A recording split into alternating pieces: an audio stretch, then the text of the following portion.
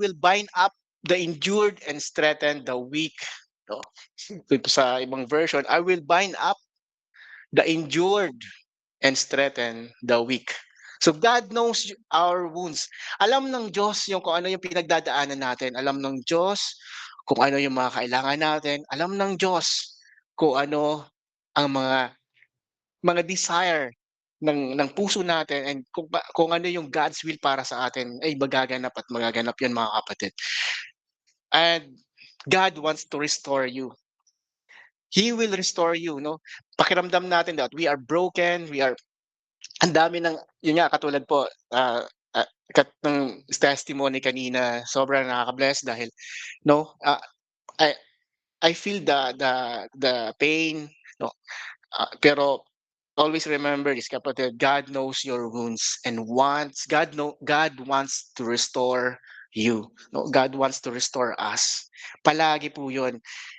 Pakiramdam lang natin kasi po 'yun, and then tayo po kasi po ay hindi natin nararamdaman is dahil napapalayo tayo doon sa presensya ng Diyos, 'no. Alam niyo po, mga kapatid, I encounter and I experience, anxieties, I experience, depressions, and I undergo some, treatment, and, I know the feeling, no, I know the feeling about brokenness, wounds doon sa ating heart, no. And ito lang po yung masasabi ko po sa inyo, mga kapatid, that God is always there for us. So, hindi po ako pinabayaan ng Panginoon, hindi tayo pinabayaan ng Panginoon, at hindi po siya nagkukulang sa atin. Yung heart natin, yung brokenness natin, no. Yes, I know that, I know the feeling, it's very painful, but the love of God will cover us, and yung pain na yon, he restore us. He will restore us talaga. And once na restore yon, yung makikita mo talaga yung plano ng Diyos sa atin, mas makikita mo yung yung mga plano niyang magaganda sa atin. Alam niyo po, mga kapatid, ah, all our rejections is not about para lang tayo ay masaktan, para lang tayo ay makaranas ng gano'n. No, our rejections is also a redirection for us. Kaya meron tayong mga pain minsan dahil God wants to teach us, God wants us to to lift His name para doon sa mga pain na yon, 'no? Mas napakaganda, mga kapatid, kapag doon tayo sa moment na hopeless tayo pero tayo ay nagpupuri sa Panginoon. Yung broken na broken ka pero you're still praising God, you're still worshiping God, even you are in pain, even in your hopeless situation, you're still worshiping God. Doon nakikita ng Diyos yung puso mo, and He will restore you, and God knows your wounds. Amen? So God heals the broken and strengthens the weak. Yung application po dito is bring your pain, no? Lagi niyo pong ah, ilalapit, ibibigay, ipagkakatiwala yung pain, yung weakness nyo kay God, no. Bring your pain and weakness to God, no. Hindi po natin kaya ayusin yung ating mga buhay, no. Even even kung sino man po, kahit sino pang pinakamagaling na tao, pinakamatalino, pinakamayaman, hindi po nagkakaroon maso-solve yung kanilang mga problema. Hindi maso-solve kung ano man yung pinagdadaanan nila ng kanilang sarili lamang, 'no. You know what, marami pong mga successful, marami pong mga riches, marami pong mga sikat na tao na they end their self, na doon sila na ano, suicidal, end nila ng kanilang mga buhay dahil hindi nila naunawaan, 'no, yung totoo na pagmamahal ng Diyos, 'no. Ang pakiramdam nila is yung pain nila is kaya nilang ma-solve, but no, mga kapatid, yung pain natin, yung wounds natin, yung mga weaknesses po natin, 'no, is only God will lift it up and heal us. Si Lord lamang po ang magbibigay sa atin ng strength para po ito ay ma-overcome, para po ito ay magkaroon ng, magkaroon ng solution or pagdadaanan natin lahat ng proseso sa buhay natin, 'no. Mga kapatid, hindi po ibig sabihin po tayo na po ay mga Kristiyano, tayo na po ay tumanggap sa Lord is hindi na po tayo makakaranas ng mga problema, mga pagsubok. No, sa totoo lamang po is habang we are leading to God, mas lalo tayong lumalapit, mas lalo tayong nagpupursige, doon palaging merong atake ang enemy.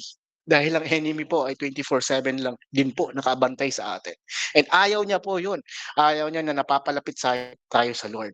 Kaya palaging merong struggle, palaging merong pain, palaging merong problema. Pero kailangan natin po unawaan na sa lahat ng pain na 'yon, sa lahat ng mga pagsubok na 'yon, God is with us. And God knows your wounds and wants to restore you, mga kapatid. So in conclusion, no matter where you are lost, you are hurt, and you are weak, and you are weary, God, your shepherd, is with you. Palagi pong nandiyan ang Panginoon in your lost, in your brokenness, in your weakness, in your weary. God is always there. God is your shepherd. He is near. Katabi niyo lamang po sila. No? Hindi po tayo iniwan ng Diyos. Hindi kailanman nawala ang Diyos sa presensya or katabi natin. Nandyan siya palagi sa ating katabi. And He is calling you to rest. No?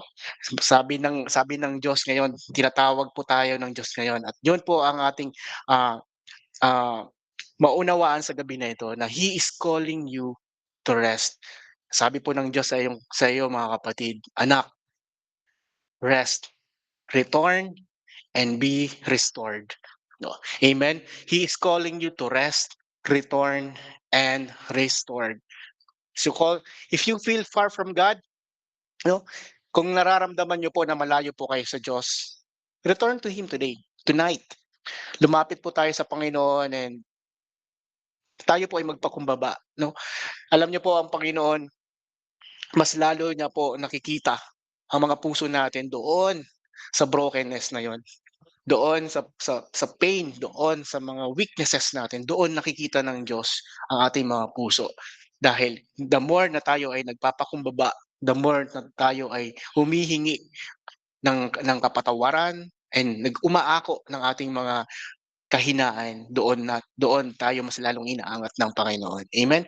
If you feel far from God, return to Him. Absolutely. Now, if you are wounded, let Him bind your heart. If pakiramdam mo ikaw ay dumaan sa madaming sakit, madaming painful, maraming hinanakit na naramdaman mo sa mga mahal mo sa buhay, sa mga kapamilya mo, let Him bound your heart. Hayaan niyo ang Diyos ang magbuo, ang mag-heal doon sa sugat, doon sa puso na yon. And if you are weak, receive His strength. No? We are weak, mga kapatid. Hindi tayo wala sa atin ang strength. The strengths come from God and receive His strength tonight, mga kapatid. This moment, you are receiving His strength. Okay? So, return Him tonight, this moment, return to Him. Let Him bind your heart and receive His strength. Yun lamang po mga kapatid. Glory to God. Marami pong salamat sa salita ng Diyos. Um, are we going to closing this in prayer or we have another program? Close niyo lang po yung mensahe, Pastor, then may insight pa po yung mga nakinig. Very good po. So, thank you po. Any additional, any insights po sa ating mga natutunan? And let's review lang po. Number 1 is God personally cares for you. Number 2, God pursues the lost and straying. And number 3, God heals the broken and strengthens the weak. Mga kapatid, praying na meron po tayong na-feel natin yung presence ng Lord, na-feel natin yung word, and any feedback, any additional po, mga kapatid.